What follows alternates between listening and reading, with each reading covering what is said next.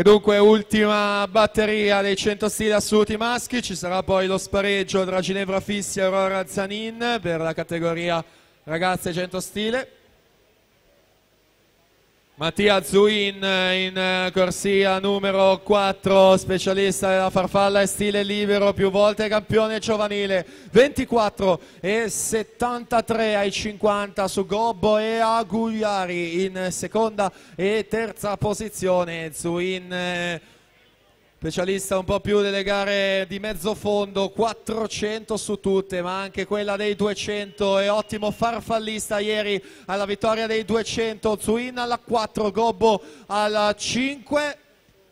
Mattia Zuin 51 e 22 va al secondo posto della classifica, Gobbo 51 e 62 al quarto e poi Marcon 53